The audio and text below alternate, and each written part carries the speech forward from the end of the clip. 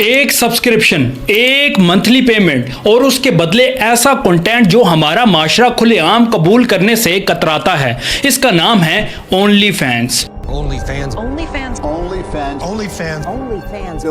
और अगर आपको लगता है कि ये सिर्फ एक फॉरेन ऐप है जो पाकिस्तान से बहुत दूर है, तो जरा रुक कर सोचिए, क्योंकि ये इंडस्ट्री हमारे हमसाए मुल्क इंडिया में पिछले कुछ सालों में इतनी तेजी से फैली है कि हजारों लड़कियां इसका हिस्सा बन चुकी हैं और अब वही पैटर्न, वही ट्रेंड पाकिस्तान में भी चुपके से एंट्री ले रहा है। सवाल ये नहीं कि ये हो रहा है या नहीं, सवाल ये है कि अगर इसे वक्त पर ना समझा गया तो अगला नंबर किसका होगा।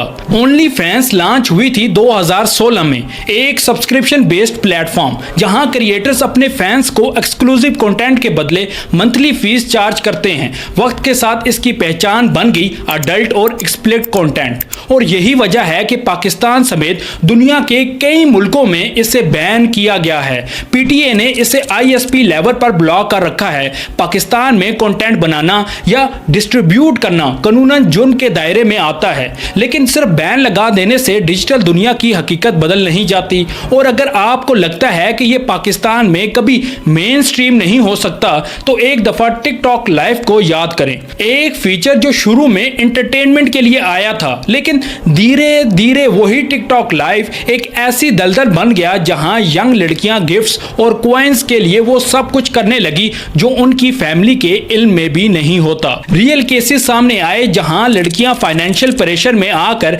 ऐसा कंटेंट बनाया जो उनके मुस्तकबिल के लिए खतरनाक साबित हुआ।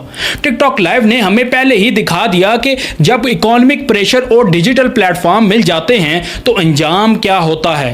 अब सोचो, अगर टिकटॉक लाइव इतना बड़ा नुकसान कर चुका है तो ओनली फैन जैसा प्लेटफॉर्म जो बना ही इस मकसद के लिए है, अगर पाकिस्तान में पूरी तरह वायरल हो गया तो क्या होगा। जरा सोचिए, एक लड़की है मिडिल क्लास फैमिली से, घर के हालात खराब हैं, पढ़ाई का खर्चा है, छोटे भाई बहनों की जिम्मेदारी है, वो इंस्टाग्राम यूज करती है, फिर उसे वहां एक ऑफर मिलती है, सिर्फ अपना फोन यूज करो, घर बैठे कमाओ, कोई बॉस नहीं, कोई ऑफिस नहीं। शुरू में बात की गहराई समझ नहीं आती, लेकिन धीरे धीरे वही ऑफर उसे एक ऐसे रास्ते पर ले जाती है जहां से वापसी मुश्किल हो जाती है।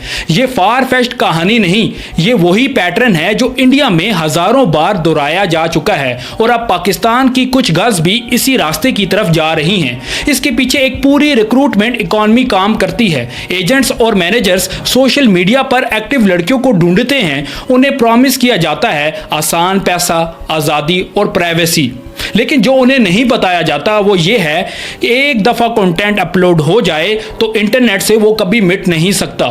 स्क्रीनशॉट्स, लीक्स और ब्लैकमेल, ये इस इंडस्ट्री के सबसे बड़े खतरे हैं। अब आप अंदाज़ा लगाएं, दुनिया भर में इस वक्त ओनली फैंस पर कितने क्रिएटर्स एक्टिव हैं। नंबर 4 मिलियन से ज़्यादा है, और ये सिर्फ एक प्लेटफॉर्म की बात नहीं, पूरी क्रिएटर इकॉनमी ही इस रफ्तार से ग्रो कर रही है।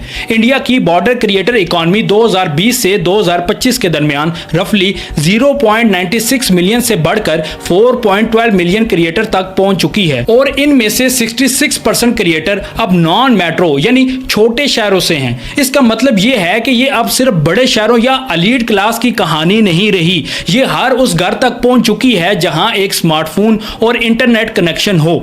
लेकिन असल सवाल ये नहीं कि कितने लोग इसमें शामिल हैं, असल सवाल ये है कि जब एक मुल्क बैन लगाकर भी इस इंडस्ट्री को रोक नहीं पाता, तो पाकिस्तान जैसा मुल्क जहां स्मार्टफोन और चीप इंटरनेट हर हाथ में है, खुद को कैसे बचा पाएगा। हमारी टीम की रिसर्च में एक ऐसी चीज सामने आई जो शायद आपको हैरान कर दे। कुछ एजेंट्स का पूरा सिस्टम है जो पाकिस्तानी लड़कियों को कानूनी लूप होल का रास्ता दिखाते हैं। लड़कियों से पहले पाकिस्तान में ऐसा कंटेंट बनवाया जाता है, और जब वो इस दलदल में फंस जाती हैं तो फिर उन्हें पाकिस्तान से बाहर भेजा जाता है जहां ऐसा कंटेंट बनाना या स्ट्रीम करना लीगली अलाउड है। वहां पहले एक एडवर्टाइजमेंट होती है, फलां दिन फलां वक्त मॉडल लाइव आएगी, और जब वो लाइव आती है तो सिर्फ कंटेंट दिखाना नहीं होता, व्यूअर्स कमेंट सेक्शन में अपनी रिक्वेस्ट करते हैं और उन्हें रियल टाइम फॉलो किया जाता है। फिर वही लड़की कुछ वक्त बाद वापस पाकिस्तान आ जाती है और कानूनन उस पर इतनी ग्रिप नहीं होती क्योंकि कंटेंट बनाया और पब्लिश ही किसी और मुल्क में गया था। कुछ वक्त बाद उन्हें उस कंट्री का गोल्डन वीज़ा भी मिल जाता है जिससे वो आज़ादी से आ जा सकती हैं। ये बिल्कुल वही लूप होल है जो हमेशा पावरफुल लोग अपने फ़ायदे के लिए यूज़ करते हैं, सिर्फ जुरिस्डिक्शन बदल कर कानून से बच जाना।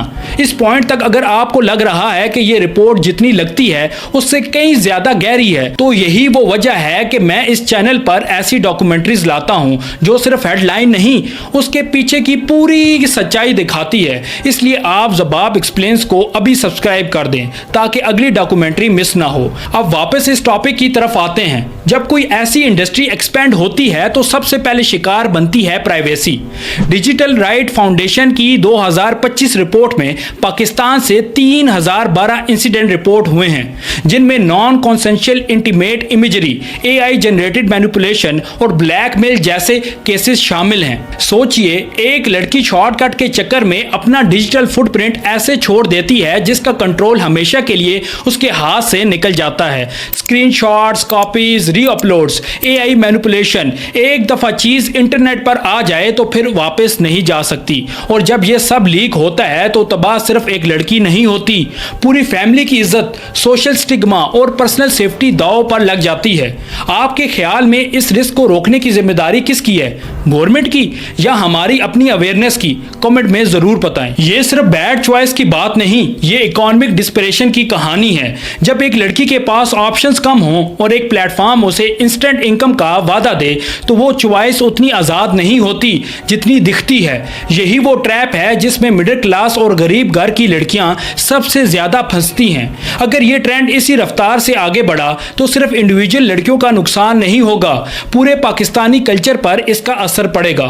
Family trust, marriage prospects, mental health, blackmail cases, सब कुछ इससे जुड़ा है। और सबसे ज्यादा खतरा उन्हें होगा जिनके पास ना फाइनेंशियल सपोर्ट है ना लीगल अवेयरनेस। और मेरे हिसाब से यही वो पॉइंट है जिसे हम सबसे ज्यादा इग्नोर कर रहे हैं कि हम इस टॉपिक को शर्म की वजह से डिस्कस ही नहीं करते। और जब तक कोई चीज डिस्कस नहीं होती उसके खिलाफ अवेयरनेस भी नहीं बनती। यही वजह है कि मैंने ये टॉपिक उठाया, चाहे इसका मतलब हो कि मुझे एक पूरी इंडस्ट्री के अगेंस्ट खड़ा होकर बात करनी पड़े। मुझे पता है कि इसके खतरनाक नताइज हो सकते हैं, मुझ पर तनकीद भी होगी, शायद टारगेट भी किया जाऊं, लेकिन अगर आज ज़बाब एक्सप्लेन्स ने इस पर आवाज नहीं उठाई तो कल कोई और भी इस पर आवाज नहीं उठाएगा। ये इंडस्ट्री आपके सामने नहीं आएगी, ये चुप कर धीरे धीरे आपके घर के करीब आएगी। तो असल कहानी सिर्फ ओनली फैंस पाकिस्तान आ रहा है कि नहीं, असल कहानी ये है कि जब तक हम अपनी बेटी, बहनों और दोस्त से इस बारे में खुले दिल से बात नहीं करते तो कोई भी बैन उन्हें बचा नहीं सकता। ज़बाब एक्सप्लेन्स, सब्सक्राइब। अल्लाह हाफिज।